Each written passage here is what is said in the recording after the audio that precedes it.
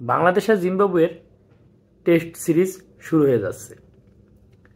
বাংলাদেশ আর জিম্বাবুয়ের এই সিরিজটা বাংলাদেশ ক্রিকেটের জন্য খুবই গুরুত্বপূর্ণ।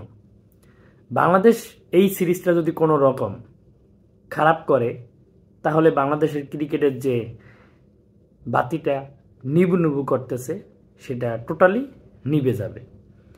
আর যদি বাংলাদেশ ভালো খেলে তাহলে 2014 সালে জিম্বাবুয়ের সিরিজ দিয়ে বাংলাদেশ যেমন ভালো ক্রিকেট খেলা শুরু করছিল ঠিক সেরকমটাই আবার হবে। আমরা যারা নিয়মিত খেলা দেখি তারা কিন্তু আমরা জানি যে 2014 সালের দিকে বাংলাদেশ জয় পাচ্ছিল না, একাধিক ম্যাচ হারছিল, একটা ব্যাকফুটে চলে গেছিল।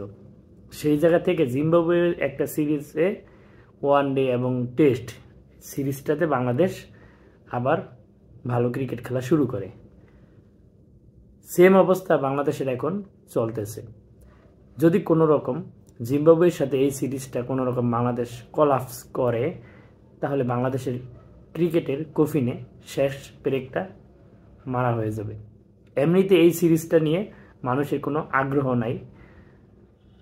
খুব কম সময়ে দেখছি যে বাংলাদেশের মাঠে একটা সিরিজ হইতেছে, সেই সিরিজে কোনো টিভি চ্যানেল বাংলাদেশের খেলা দেখাইতে আগ্রহী না। এই সিরিজটাতে কিন্তু সেটা হয়েছে, বাংলাদেশের খেলাটা দেখাইতে কোনো টিভি চ্যানেল আগ্রহ দেখায় নাই।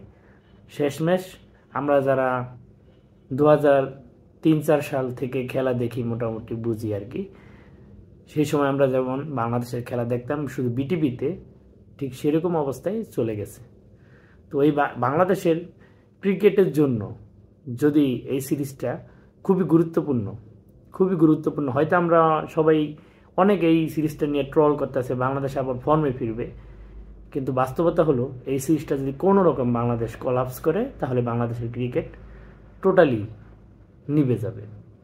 আর যদি ভালো করে তাহলে আবার বাংলাদেশের ক্রিকেটে ভালোটা শুরু হবে।